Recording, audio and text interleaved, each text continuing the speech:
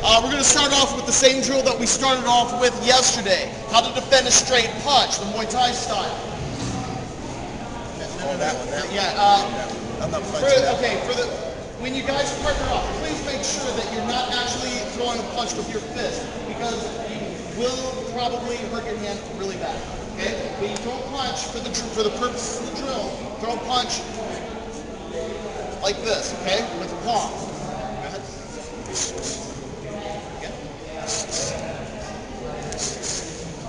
All I'm doing is I put my palm above my eyebrow on top of my head. I make sure that the elbow is directly in front of my nose. I don't want my elbow down. It needs to be up, pointing directly at my opponent. I have covered half of my face. I keep it nice and tight so that I can only see with one eye. That ensures that his fist is not going to get past me and still punch me in the face. Okay? Again. Alright? Does everybody understand? Give us our ear. The fingers should curl around behind your neck, and everything is tucked real tight. Tucked real tight. Okay? Don't leave it out like here. This doesn't do me any good because he's gonna fake the hook, or he might fake the hook and come with the other hand. Okay? This needs to be tight. So even if he is faking the hook and he comes with the other hand, he's still probably gonna hit the elbow. Okay? Just get out of the way. Okay? Now, the whole idea here is don't throw the punch. I step and I pivot to face him. A very common mistake when people do this footwork for the punch is they over-rotate and they're actually facing the punch. This isn't my target for counterattack unless I'm trying to break his arm. But I teach the sport of Muay Thai and arm breaks aren't legal. Okay? What I want you guys to work with is as you sidestep, punch over top with the rear hand. Okay? When he throws from the other side, okay? I switch stances, I'm punch over top. He goes from the right, punch, goes from the left, punch. Does everybody understand? Yes, sir. One important pointer. When you guys do the footwork, make sure you are stepping on the ball of your foot when you move. Do not heel toe it. It screws with your balance, okay? Because if he's really coming in on me hard, and I step on my heel, he's going to be able to knock me backwards. But if I step on my toe, go ahead, I can recover easier even if he hits me. Let's go! Other side. Okay, now, as you guys are noticing, I'm starting to use my hands to redirect and hold and control his punch, okay?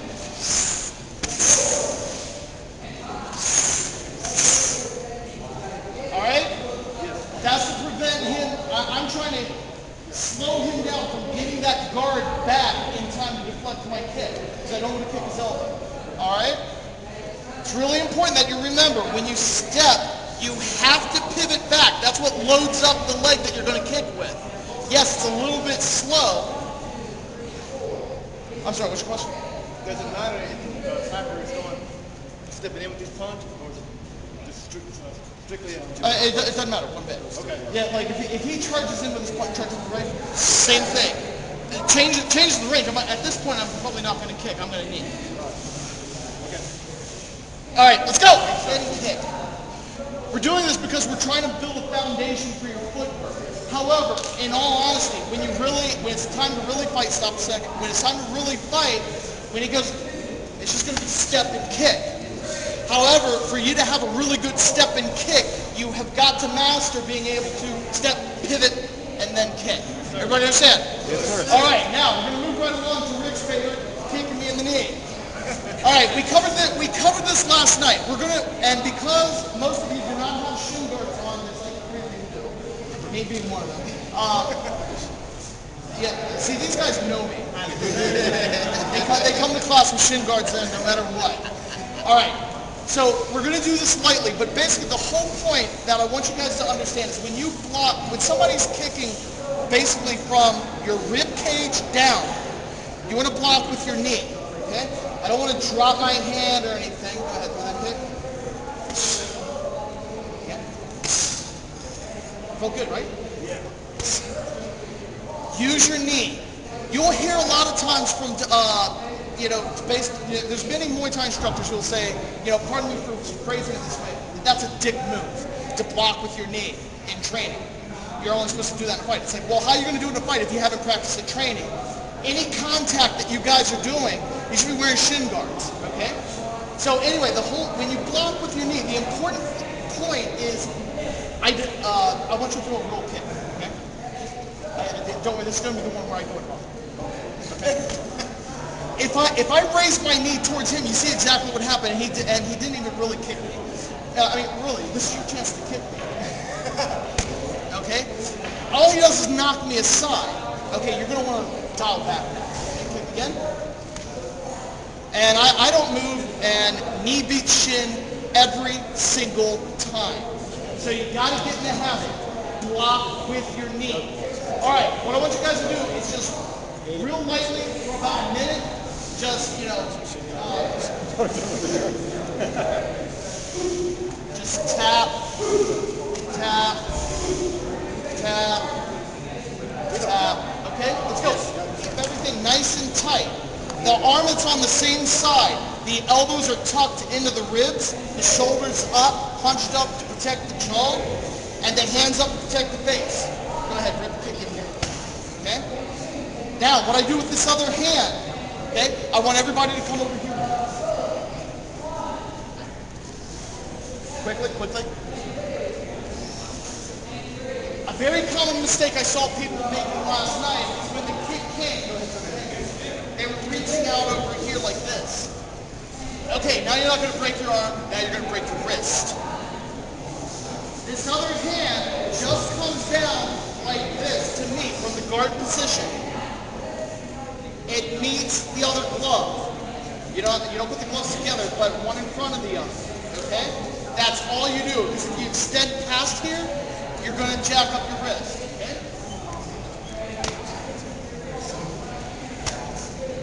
The whole concept, 3 points of contact. 1, 2, 3. 3 points of contact, you're going to absorb the kick much better than 1 or 2. And he goes to throw a kick somewhere in my mid-range. So I'm not exactly sure where it's coming. So what I do is I bring the elbow and knee together.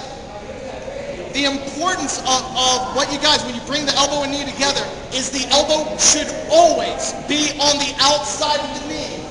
Never bring them together like this, or with the elbow to the inside. I'll show you why.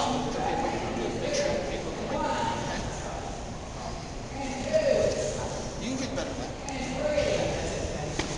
Basically what happens, here's what's no, you do it wrong. And here, everybody come over here to this side. And you stand here. You're going to do it wrong. Keep your elbow in the middle. Right? Okay, so the danger of this is this. With his elbow being inside, that leaves me space to still dig that kick in and catch him right in the kidney. How'd that feel? Awesome, right? Okay, now block correctly. Okay? And all of a sudden I run into the solid barrier and knee beat shin every single time. Okay? All right, we're not going to practice that. We're going to move on. This still keeps nice and tight. You don't want this out because the arm needs the support of the body. It keeps close. Yet the knee still points out towards the kick. The elbow is still kept nice and tight, but it's got to be outside the leg. Does anybody have any questions about that? Does that make sense? All right. Now here, let's move on to the fun stuff. So instead of blocking, or moving out of the way of the kick, the best thing to do, honestly, is just beat him to the punch. See, I've already warned you what's coming. Okay, kick. Okay. And again. Real simple. Step in and shove him in the shoulder, or lift your leg and kick him in the torso. All right? The whole thing about this is timing. You do not want to wait to see what exactly he's doing or I don't need to know that he's throwing a kick. I don't need to know where the kick is coming to. I just need to know that he moved. Okay? So if I wait to see that it's actually a kick coming, it's already too late. He's going to hit me. Okay? What I do is I just wait until he flinches. All right, let's go. Try forward. Now let me do it kindly. Okay, we're going to go back to that same footwork. I'm going to do it a little, really short, you'll notice. But when the kick comes, I step slightly with the kick because I don't want to stand here. Go ahead with the kick. Because that kick is still going to land and it's going to hurt, even though I'm going to have a good follow-up. Okay? Again, move with it so I don't absorb all that blow. Now here's the thing. When you trap, get close. And actually get over here on this side again, please.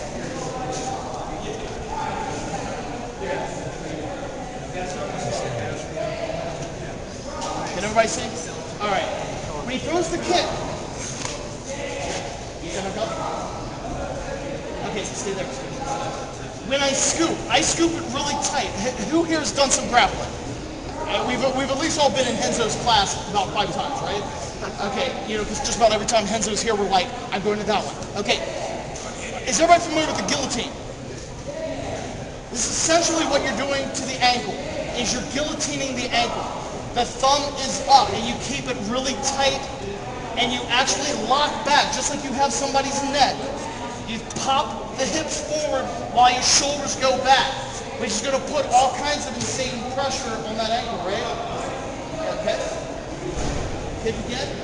Now, what happens a lot of times is when you catch the kick, you're going to find that you catch somebody across their calf. And if I try to apply that pressure to his calf, it's just not the same. So what I got to do is I have to do a quick adjustment. Okay? Over adjustment. Okay? Notice how I noticed right away that it's like I'm too high up in his leg. And I just did a real quick slide back and locked it out. You guys want to give it a try? Yes. All right, let's go. It's all about timing, because here's going to be the thing. When you guys fight or you spar, you're not going to pick up right away that you have somebody who likes to trap your leg. You're going to find out through experimentation. What will happen is I'll kick and he'll trap. And it's like, oh, okay, he likes to trap. I'll do it again just to make sure it wasn't slew. Yep, he's one of those guys who likes to trap. Knee, as soon as the kick lands, flip the knee back the other way and kick the heel into their body. There's going to be a lot of times that your heel is going to be past. That doesn't matter. You still kick anyway. It's going to make it really hard for the hold on, and then you just work to clinch them up. Okay? Yes, sir. All right, let's try it. It's interesting. The drill that I want you guys to practice, okay, is you each start with one hand on the back of each other's neck. You stand close and you posture up. You're on your toes. Unlike any other time in a fight, now it's okay to lift your chin. Because if I have my chin down and he goes to clinch me, I've just done half his work for him. What I want to do is I feel somebody reach for me, posture up, and close the gap. Okay? Grab here, and you're going to start with your arm to the outside. Everybody can see on this side, he's got his arm to the outside. When I want to go to get the double necktie, I move to the inside and get my hand in the crook of his arm. Do it on your side? Okay? And then I shove back. Notice how he pushed me back at an angle. He didn't push me out to the side. He pushed me back at an angle. As he pushed back to the angle, this hand reaches to here. Basically what it becomes, it's a game of who's going to beat who to the punch. Just like that. All right?